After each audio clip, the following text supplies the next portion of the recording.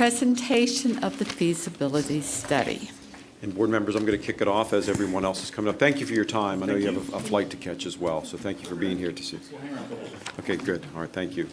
Good afternoon, board members. Tonight marks the beginning of the public boundary review process that was directed by the board on January 24th, 2019. You just received a presentation by Cooperative Strategies, LLC, confirming that the projections used to develop the feasibility study are within 99% accuracy countywide. It is critical that the board and Howard County community trust the data being used for the study, and that's what this discussion further will elicit, which is why we proactively sought this independent verification. Cooperative Strategies will continue to have an important role in this process as they lead the community input opportunities and provide me with guidance as I prepare my recommendations, and thank you again for being here tonight. First of all, the 2017 process. Two years ago, we began a boundary review process with what we called the scorched earth process. This approach would have put every school within the target utilization, redrawing all of the attendance areas and resulting in approximately 8,800 students being moved. Ultimately, the Board of Education moved 2,200 students in order to open Hanover Hills Elementary School and fix multiple school feeds. Enhanced communications and engagement. I recognize this process invokes a great deal of emotion in our community, and we are greatly amplifying our communication and engagement so parents and families are informed, know the process, and know their voices and being heard and considered. Our boundary review website is robust with information, resources, frequently asked questions, and input opportunities. Updates will be made regularly, and we will err on the side of over-communicating throughout the process, and we are highly committed to the component of enhanced communications. In the area of area attendance committee conversations, AAC, per policy 6010, I have appointed individuals to the attendance area committee, or AAC, who represent every planning region in the county, and each has previously served Howard County Public Schools in advisory roles, as a member of our advisory committee or partner community organization. Group members include a former Howard County Public Schools administrator and a current student. 2 individuals were tapped from one of the last 3 AACs to provide historical perspective.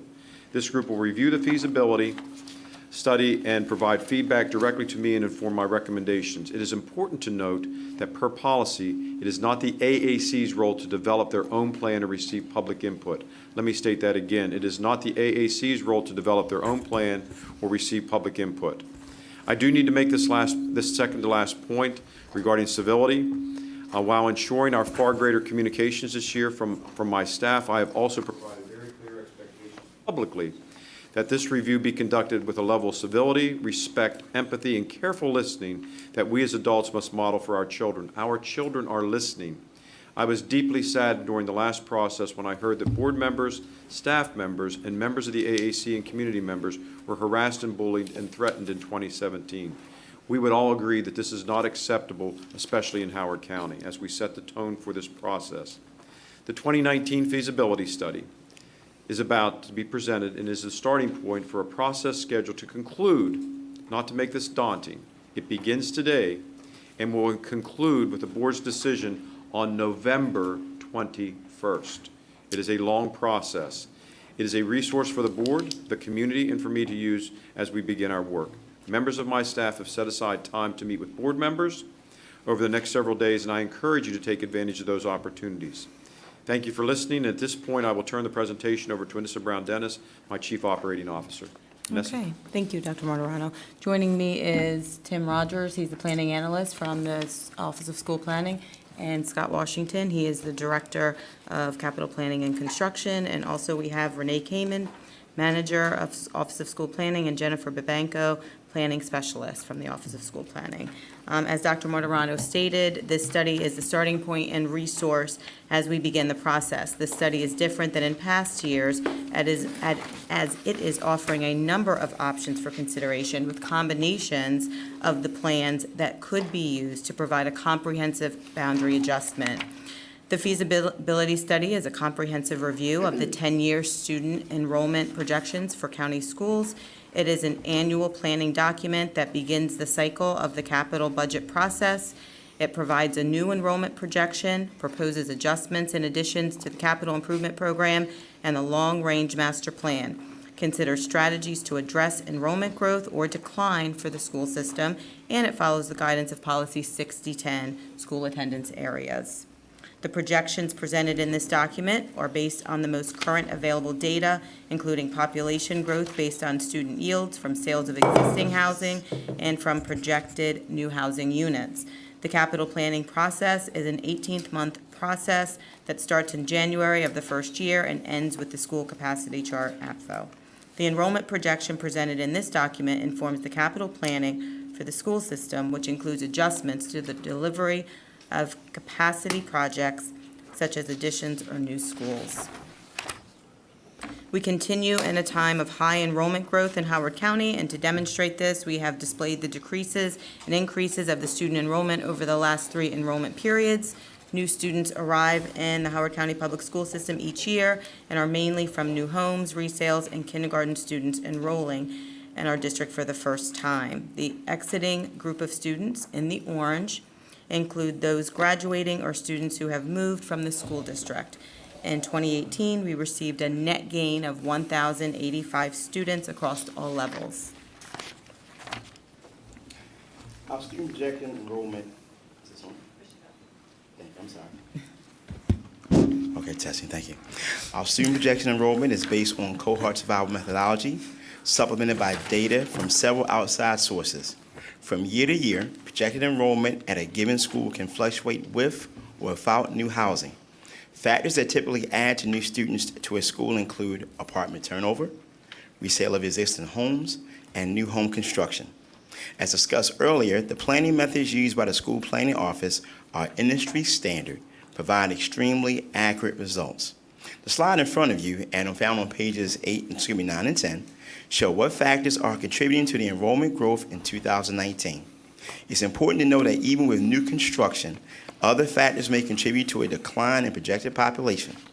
An example is a higher outgoing 8th grade graduate or 8th grade class being replaced by a smaller 6th grade class, such as was the case at Burley Manor Middle School, which I know was a concern that was brought up not long ago. Next slide. Equitable evaluation of the impact of projected enrollment growth requires calculation of school capacities. Capacities are not necessarily fixed to a capacity design when the school first opened. Changes in space uses, program location, and building or program specifications can change the capacity. Capacity methodologies have been reviewed at all 3 levels. The results from the capacity studies are integrated into a recalculation of capacities due to relocation of regional programs, additions, or renovations. For school year 2019-20, the expansion of several special education programs and pre-kindergarten classes necessitated recalculation of capacity. These changes are included in the post-measure charts in order to compare between the end of school year 2018-19 and the beginning of school year 2019-20. We note that while programs are being added, it may not necessary to subtract K-5 capacity because the program space had been allocated. For example, an early childhood program can be added to a school, but can also be coupled with an existing program. The opposite is also true, with relocating a program when room size does not meet the square foot standards as defined in our capacity methodology. Next slide. Hcpss levels for 10 years in K through 12 projected enrollment continue to show in growth at all 3 levels. The 2019 elementary school projection included a similar rated enrollment growth as the 2018 projection, but trended toward a lower enrollment in the long-term view. The trend in the 2019 projection is for elementary school enrollment to increase by nearly 3,600 children by 2028. As a result of this enrollment growth, the capacity utilization of all elementary schools combined will begin to exceed 110% beyond 2028 if new schools are not to be built or are not built. The 2019 middle school enrollment is expected to increase by 1,600 students by 2028. The growth trend rate for middle schools is slightly higher in 2018 and lower than in 2017. As a result of this enrollment growth, the combined capacity of utilization at the middle school will begin to exceed 110% beyond 2030. Most of the projected growth is in the eastern and northern parts of the county. High school enrollment growth is projected to increase by nearly 2,500 students by 2028. As a result of this growth, the combined capacity utilization of all high schools will begin to exceed 100% by 2022. Similar to middle schools, high school growth is in the eastern portions of the county. The documentation of the enrollment trends are found on pages 7 and 8 of your feasibility study. In order to facilitate the discussions this evening, we provided a summary table that shows those schools that will be over target utilization within the next 5 years. The charts on this end and the next slide show these schools that will exceed 110% within the next 5 years of our capital plan. Next slide, please. Sometimes if target utilization is projected to be above 110%, we will not necessarily offer boundary review adjustments or a capital project immediately. We certainly consider those options, but may not recommend them to be initiated. There are certain factors outside of school system's control, including land usage decisions, the economy, which is why caution is warranted in some cases with boundary or capital recommendations. We also want to be realistic regarding capital funding constraints and fiscal responsibility. We have listed in front of you this evening strategies for the school year 2021. This information is grouped by school level and shows each school that exceeds 110% within 5 years, the year the school exceeds 110%, and the utilization without relocatables that year. Many of the schools listed are considered are actually considered in one or more of the boundary adjustment options we'll go into shortly. Some examples, such as Fulton, are complicated with the location of school, its current attendance area, development patterns, and the nearest schools with capacity. The school in particular may be best served by future capacity projects. In Fulton's case, ES 43 shall provide the needed relief by realigning school boundaries when its capacity comes online in school year 2024. Typically, the feasibility study does not analyze regional program placement for early childhood programs. Both K through 5 childhood enrollment continues to grow, and it's important to discuss these programs and determine available capacity at the elementary school level. A comprehensive study for early childhood spaces needs to occur, but that's a separate conversation and separate documentation to include consideration of relocating regional or special education programs or early childhood programs, supporting these from elementary schools into more regionalized centers in order to regain the K through 5 capacity and offer centralized, more efficient services. Funding for either site acquisition or a lease is a limiting factor for this discussion, but nonetheless, it is a discussion that needs to be had, and especially in light of our long-range goals. Next slide. This document explores new capacity projects at the middle school level. The existing and projected enrollment at the middle school level is more localized, indicating that additions as the most efficient strategy for addressing the high utilization, and as such, schools with planned or proposed renovations should be explored for adding seats. These additions and accompanying boundary reviews can be brought at several levels in the Ellicott City area, and a target utilization for the foreseeable future. This goes back actually to a conversation that we had, if you recall, at the county council not long ago, where they asked questions about looking at some of our projects that were deferred, that were middle school projects, and why can't we put additions on those in their certain locations. The project that came up in particular at that time was Ellicott Mills Middle School, which had an addition slated. So we did take a second look at some things, looking back at Oakland Mills, Matapsco Middle, schools that were in our long-range plan, but because of fiscal constraints, were pushed further out.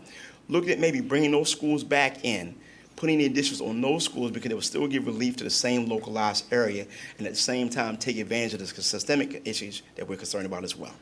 So with that in mind, I'll turn it over to Mr. Rogers. Thank you, Scott. We go to the next one. Let's press that over there, the end piece. No, he's been something wrong with it. What happened up There here? you go. It's got a menu open. There we Okay. go. There you go. Thank you, Scott. As we get into some of the details of the boundary options presented in the feasibility study, I want to reiterate that this is the first report in the requested comprehensive boundary review. This step will be supplemented by input from the community and from an advisory committee and by a consultant analysis before the superintendent brings a recommendation in August. As far as the options themselves, there are a few things that we'd like you to know going in. In order to access capacity, sometimes it is necessary for schools to both send and receive students. In other options, we were able to utilize capacity at adjacent schools to relieve crowding. Also, we have yet to develop the perfect plan that maximizes all of the criteria in Policy 6010. There are always compromises. With that said, the options that follow focus on addressing high-capacity utilization in the most crowded areas. Schools proposed to be addressed using other measures, as Mr. Washington outlined earlier, may not be included in one of these options.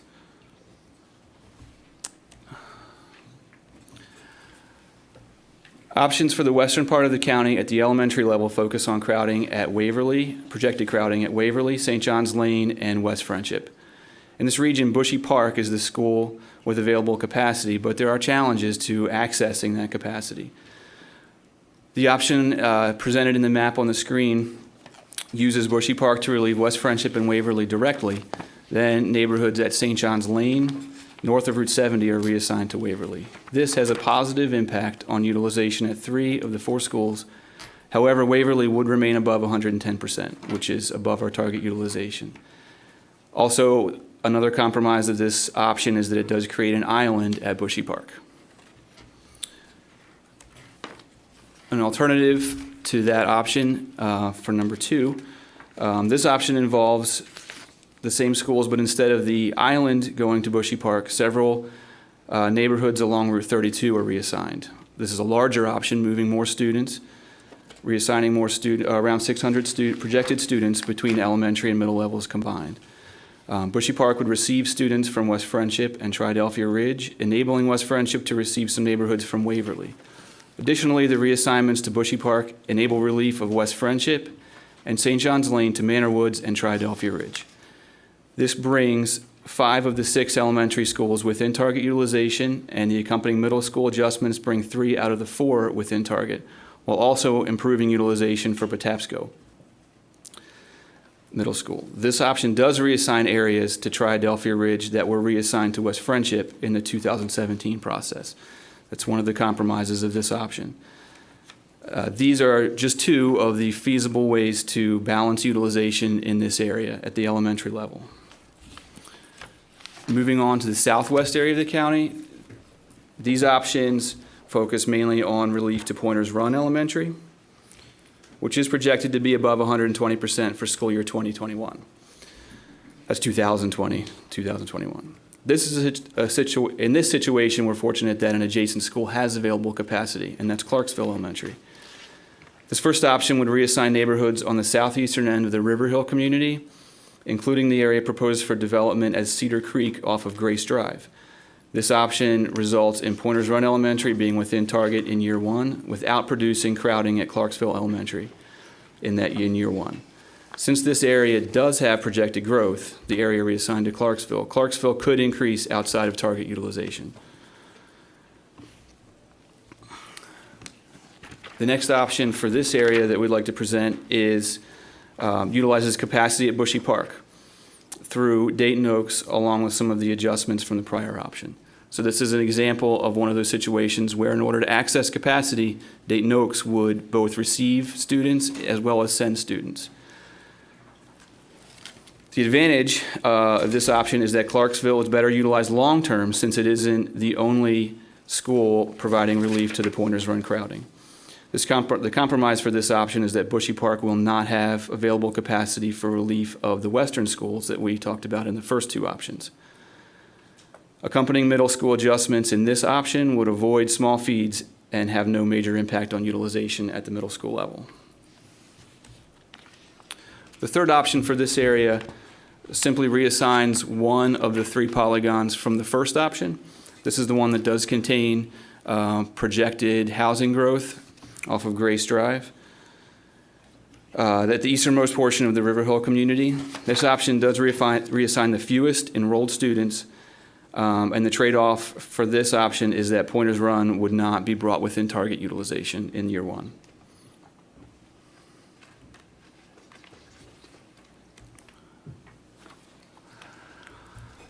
Third area that we looked at at the elementary level is the Western Columbia. On the west side of Columbia, Bryant Woods is projected to exceed 120% utilization. This is the largest option that we're presenting for this area, and it does involve utilizing capacity at Swansfield Elementary, passing through Longfellow. So Longfellow functions in this option as Dayton Oaks does in one of the previous options, to relieve Bryant Woods and also provide some relief for Clemens Crossing. Additional reassignments at the elementary and middle level would be needed to balance feeds. All schools impacted by this scenario end up within target utilization in year one.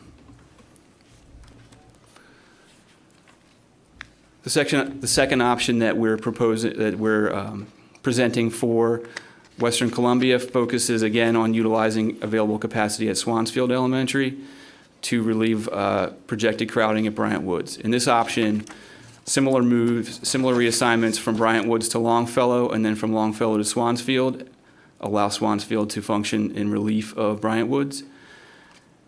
And then additional moves from Clemens Crossing to Swansfield provide relief for Clemens Crossing as well. This plan does also have accompanying middle school moves and has the benefit of bringing all involved schools within target utilization in year one. And the third option for this level is the smallest. It focuses only on moving students from Bryant Woods to Longfellow and then Longfellow to Swansfield. This does provide the needed relief for Bryant Woods while utilizing capacity at Swansfield, and leaves Longfellow virtually in a similar position that it is currently today. This option also brings the 3 schools within target utilization in the first year.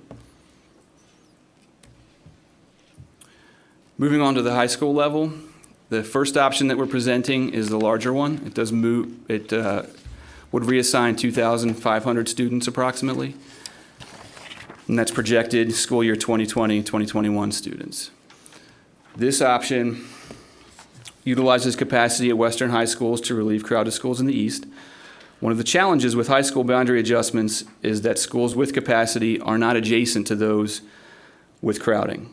This option begins in the east by reassigning parts of Elk Ridge to Long Reach in order to relieve Howard High School. Long Reach, in turn, would send neighborhoods along Route 1 to Oakland Mills. Oakland Mills and Hammond would be sending neighborhoods in southern Columbia to Wild Lake, who would in turn send neighborhoods to River Hill and Athelton. Wild Lake and Marriott's Ridge receive reassignments from Centennial, which allows Centennial to relieve Mount Hebron. And then Marriott's Ridge and River Hill would then send students to Glenelg. 8 of the 12 high schools would end up within target utilization in this plan. And with all of the high schools projected to be under 113% in year one of this option. Middle school reassignments totaling around 300 students are needed to balance feeds in addition to the 2,500 projected high school reassignments. And the second option we're presenting at the high school level, this is the middle school reassignments to go with the previous high school reassignments, mainly focused on balancing feeds and eliminating any small feeds that were created by virtue of the high school reassignments in the previous slide. The second option at the high school level proposes moving 1,500 students. Similar moves to some of the proposed reassignments in this plan also showed up in the previous. Some notable changes, however, are that this looks like the same map. Some changes, however, if you focus on the chart on the right-hand side of the slide, you'll notice that different polygons are reassigned from Howard to Long Reach, as well as from Long Reach to Oakland Mills. Additionally, I'm going to have to look at the map on here. One second, please.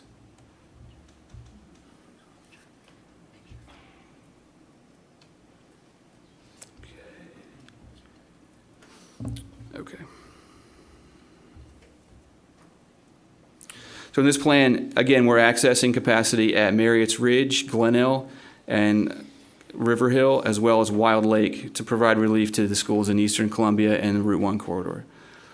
There are different neighborhoods reassigned from Howard to Long Reach, and that necessitates less movement from Long Reach to Oakland Mills, as well as from Oakland Mills and Hammond over to Wild Lake. The resulting capacity utilization of this plan does not bring all the high schools within target utilization. However, it does bring 9 of the 10 within target utilization in year one. And the remaining schools would likely be those more heavily impacted by the opening of High School 13 in year 2023. Let's see if this is good. And then this option would also have accompanying middle school changes to clean up feeds and balance enrollment at the middle school level. This, as the high school option is a smaller one, the middle school option is also a smaller one, only reassigning 169 students. So all these options can be assembled in a variety of different ways into a comprehensive boundary adjustment plan. This is one sample plan that we've put together that takes advantage of the highest, the most impactful options that we've presented. It suggests moving around 2,500 students at the at the high school level. You'll note that the total moves in this slide is a little bit different than option 1 from the high school slide, and that's because when you combine the plans, sometimes additional moves are necessary to balance the options as you put them together. So most of what you see in this map and identified in the chart on the right, you'll see in the option 1 from the high school map. The middle school accompanying moves to balance feeds from reassignments at the middle and elementary school levels. When you combine the options that we've selected here, for this sample, you end up moving around 400 middle school students across many regions of the county. Why is this not? I think I end up hitting the mouse pad. And then the elementary reassignments for this sample option would move 1,346 projected students, affecting most areas of the county and accessing capacity in the west at Bushy Park, Clarksville, Dayton Oaks, and in Columbia at Swansfield Elementary. And this represents, again, a combination of several of the elementary options that we've already presented, plus some additional moves that were necessary to fit all the plans together. And I'll flip it over to Ms. Brown-Dennis. Okay, so as we wrap up our report, I'd like to highlight the timeline and next steps. Work on the superintendent's recommendation will continue through June and July with the Attendance Area Committee, also known as AAC, and multiple public input sessions. We have streamlined this process and have shortened the AAC process. This group no longer takes public input nor develops scenarios. This group will review the policy and information in the feasibility study and will provide feedback directly to the superintendent. The makeup of this committee represents the diversity of our communities in every planning region in the county and includes individuals who have served on Hcpss in advisory roles or are partners with Hcpss and will provide a countywide perspective. The AAC meetings will be open to the public but not live streamed, and meeting attendees will not be provided opportunities to interact with the committee members. Meeting agendas and summaries will be posted in a timely manner. At the same time, public input will be taken through several measures. As we move through this process, I want to reiterate that community feedback is imperative to the success of this process. Community members can be informed by visiting our website, as it will contain up-to-date information, including a frequently asked questions document that we believe will be very helpful as the process continues throughout the next 5 months. In addition, the website contains our process video and a one-page information sheet so that all stakeholders understand this process. Stakeholders may participate online, in person, and for those stakeholders with limited access, they may submit through U.S. mail the printed copies of the online forms, which are located at all of our schools. I want to thank you for your attention, and my team and I welcome any questions that you may have at this time. Okay, we'll start with Ms. Coombs. Thank you for your attention to this matter and taking us seriously in terms of we want to make a difference. I have a couple of comments. Sure. One, High School 13, the illustrative map, is causing a great deal of consternation in the community because there was an accident today on Route 1, and that screwed everything up. If you got off 100 to try to go up to Elk Ridge, there was a bus accident. that is a real problem. That's a real major busy corridor. And having our children, our young drivers going down Route 1 from the northern part of the county down, even though it looks like as the crow flies, it looks reasonable, it does not. Also, I'm confused on the flow chart page, the long-range planning considerations. We still have high school 14 in our long-range plan. Why is it not represented on this chart? Other things that are in our long-range plan are on there. I think high school 14 is not until after the 10-year plan. What year is that? High School 14, based off the last budget, was not to come online until 2028. Right, but you've got 2028 on here. I understand. You've got Patapsco on here, you've got new ES 44 in 2026, you've got new ES 45 in 2030. Why isn't high school 14 there? We will check that. Okay. And then on ES 43, you have 600 seats, and I'm curious because we've been generally having the two different plans. There was the 788, and then there's like the 667 plan. Is that because there are thoughts about regional programs? Are there thoughts about pre-K? Why is it 600 and not 660 or I believe the Duckett's Lane model was built with an original capacity of 600 seats. right? So that's our Prototype. prototype for this particular school. Cool, because local capacity on Duckett's is 694. That's after several adjustments to the floor plan. There were rec and park spaces that were turned into That were classrooms. reclaimed. Yeah. Okay. As so well that's, as So that's changes- the assumption is that there would be some regional or rec and park or pre-K programs. There could be. There could be. Would that also be cognizant of potential Title I issues where we try to keep some of those schools a little more, a little smaller, I guess, for. I think as we get closer to the planning for elementary 43, that capacity could be reviewed as we learn more about the projections for that area. At this point, the projections are supporting a 600-seat elementary school. Okay, so that would require another, I guess, so that would use the Duckett's prototype? So we wouldn't have to go back to the drawing board necessarily? But yeah, potentially, that's the idea for right now. Okay, all right, thank you. Ms. Caternio.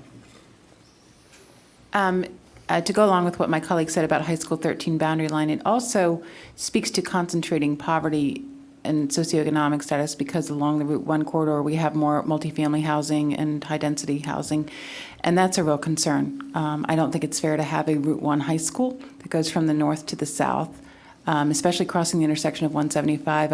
I would like to see a boundary that's north of 175. That intersection's awful, and I just think that it just would make it a more diverse attendance area to get away, because Duckett's Lane, we changed the boundary lines and it went from 37% to 50% farms rate in a year because of redistricting 2 years ago and how we did that. So I would like to see consideration of that, just a safety and socioeconomic diversity perspective.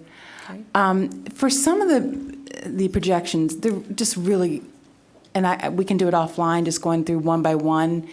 It's not even just Manor Woods, but it's Duckett's Lane. I mean, there's like 500 units allocated for Duckett's, I think this year and next year, each year.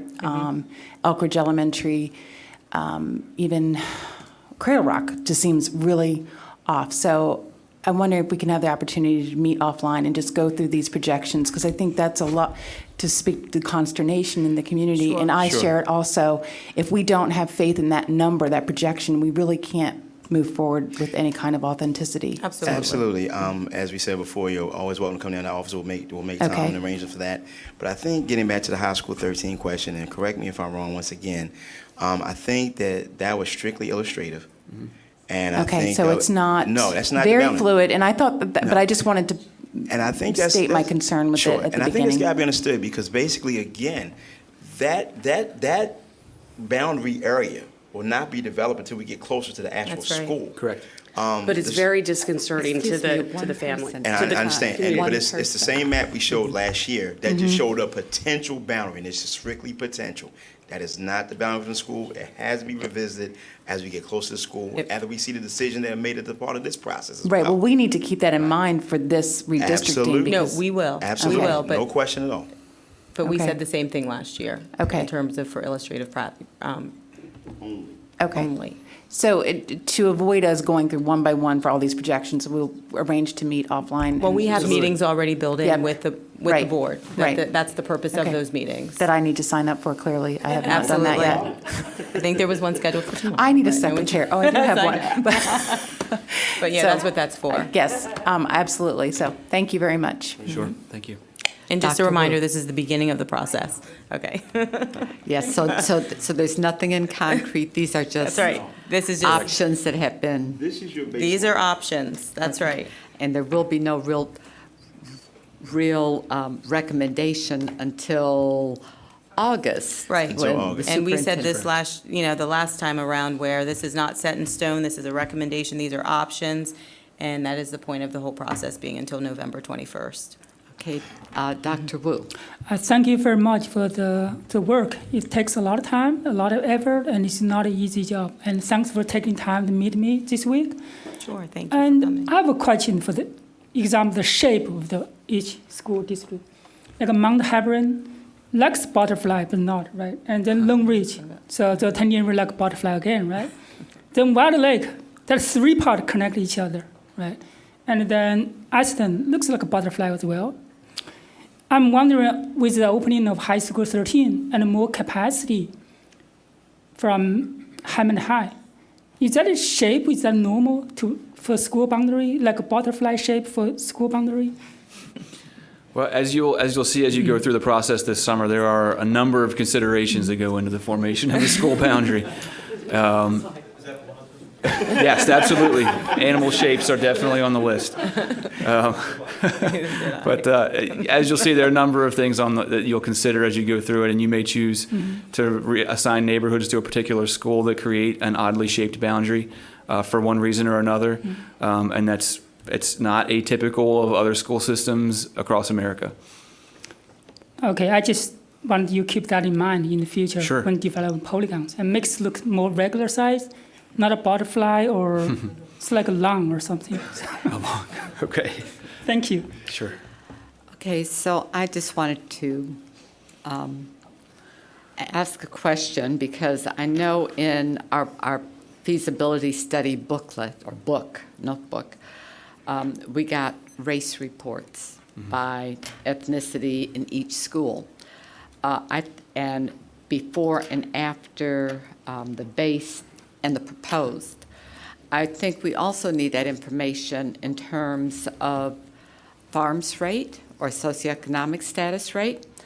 As you know, we did have a presentation by our attorney, Mark Blum, and he talked about socioeconomic status and how it would be probably more legally viewed more in a more positive way if that was something that was looked at as we get ready to change boundaries.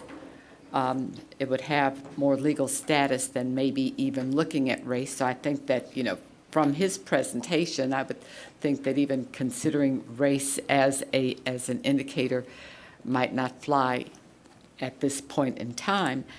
And as Ms. Cuternio and other board members have mentioned in some of the emails that I've seen, we have very diverse schools economically that may be adjacent to each other. And I think that should be a consideration as we look at our redistricting. Going back to our policy 60-10. 60-10,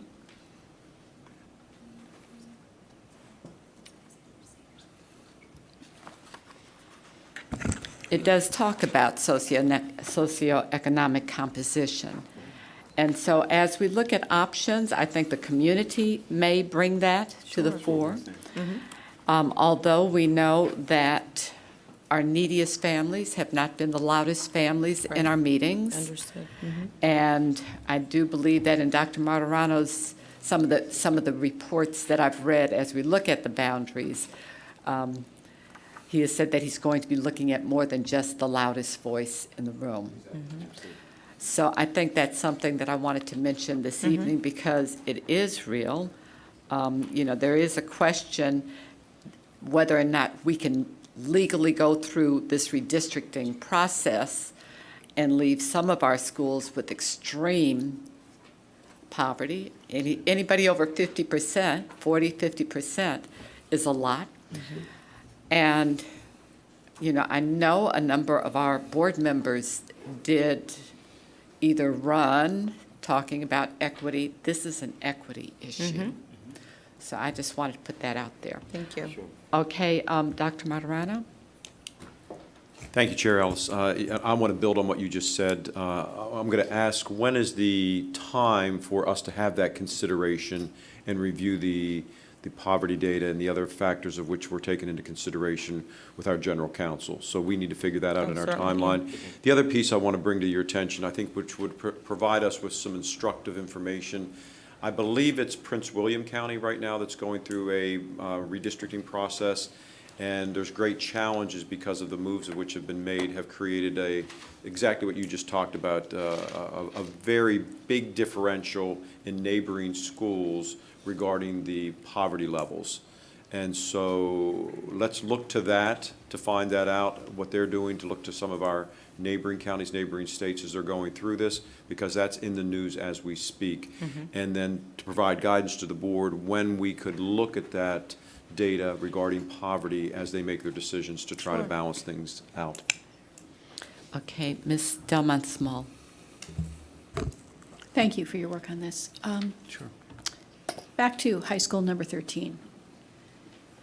It is imperative, I believe, that this board keeps in mind high school 13 and what that boundary could look like. Because there was rationale as to why we are sitting here having this discussion today, that we did not want to move people more than once. We wanted to know where high school 13 was located, and then it got located where it was located. And then we didn't have anything to be able to try to figure that out. Because, the last thing I want to do is put the public through any unnecessary, this is painful enough. I don't want to add to it. So I would really hope that we could maybe, even as board members, start to think about what we think 13 should look like, because we should be building towards 13. And I don't think we're in that mindset yet, and I want us to get into that mindset.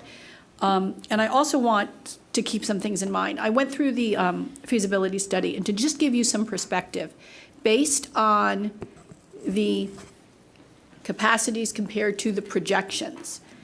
For the projections for 1920, in elementary school, we have 302 available seats. Middle school, we're down by 364, and in high school, we're down by 832.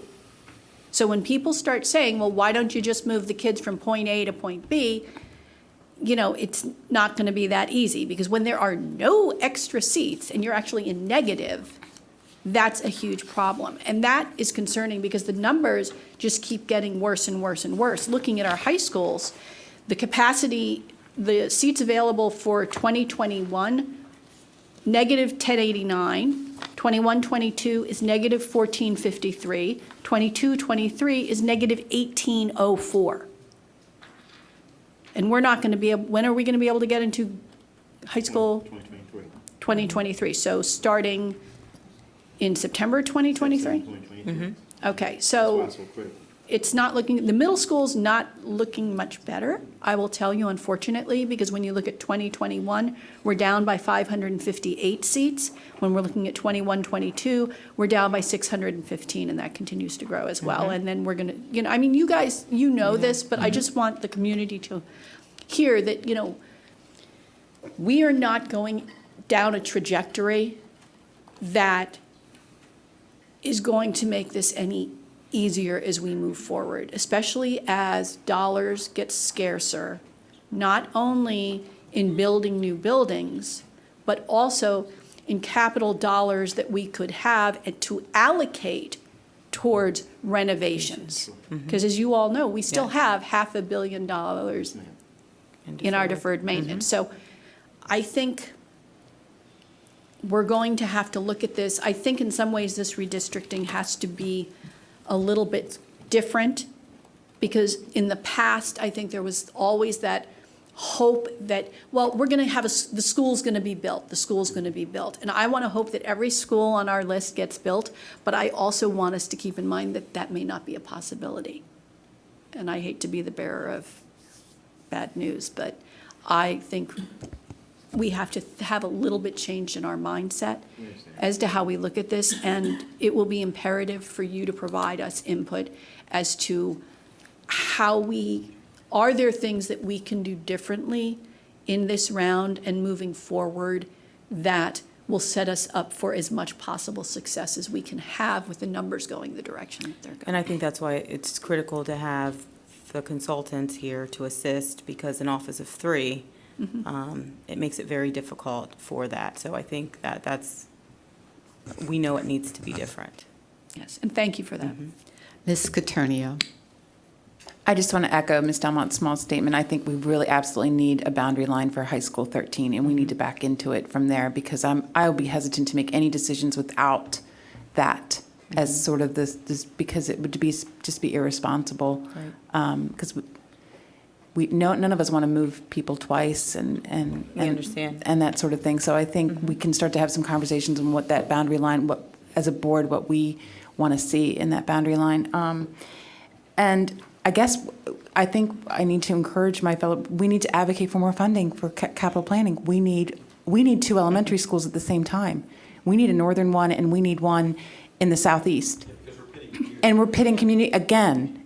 And that's just, I feel like it's Groundhog Day. Here we go again, pitting community. And they both need these schools for different, just Right. because of the geographic. Exactly. So I know that I'm going to be having conversations with my elected officials that we really need to be in Annapolis and advocate for this funding. It's desperately needed, and a middle school. So go a step further. So, We made a I will statement go a at the step further. beginning- At the Correct. beginning, when we said that Fulton, which That's we know right. how that area has just Right. Correct. blossomed, is And not we- in this iteration because of the variables associated with the Right. schools. And that's why we need that's how we need elementary school number 43. But I also think, just to kind of piggyback on your comment, when we ended the budget cycle, Ms. Delmont Small made a very poignant comment about capital budget at the very end. And I echo what she's saying. That's critical. The dollars we need going forward, remember, the capacities, that affects all this. We have 3 major projects that are in planning now, about to go forward. And then you have 2 capacity projects with ES 43, things like that. So we have to make sure that we get those dollars to keep those things moving, so we can make sure that we have the area to have those seats. It's critical. Absolutely, because I know you said 43 is going to be in the southeast, but Turf out desperately need space up there. I mean, we really mean it's just so. I guess that's all I have to say. But I would really appreciate, and I know this has been overwhelming, and I appreciate all of your work on this, and appreciate the willingness to have conversation to look at things and your flexibility. So thank you. Ms. Mello. I'm hoping that we can also really strongly adhere to the policy. And in particular, so we were provided with race demographics, what the projected change would be.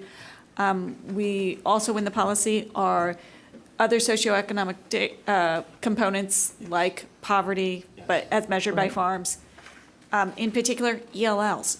We need to make sure we're not concentrating pockets of English language learners in one particular school. I mean, we just got rid of that model Right. as an instructional model. Let's not recreate it with our boundary adjustments. As well, I mean, we did give ourselves a lot of latitude in 3F, other reliable demographic and diversity indicators where feasible. So I'm hoping that we're having, part of this is a larger conversation about how important that is as a criteria. And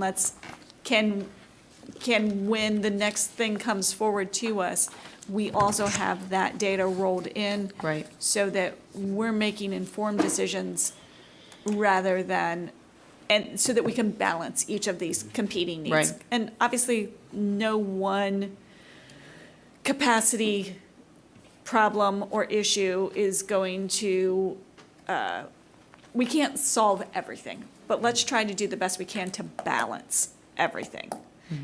So I guess I'm just requesting that data be presented to us at the next available time that's Right. coming forward. And part of this conversation too helps us to identify what your goals are as a board. I mean, like we said, these are options that we present to you. But also knowing your specific goals and what factors you want in play are very helpful as we move forward as well. So again, we thank you so much for bringing this to us. I know what you need is a motion to proceed with the boundary review process. Correct. For school year 2020, 2021. Is there someone? I move to start a boundary review process. Second. We have a motion by Dr. Wu and a second by Ms. Mallow to proceed with the boundary review process for school year 2020-21. Ms. Catronio. Yes. Ms. Mallow. Yes. Ms. Coombs. Yes. Ms. Ellis. Yes. Dr. Wu. Yes. Ms. Dillon Small. Yes. Motion passes 6-0. Thank you. Thanks. Okay, so now.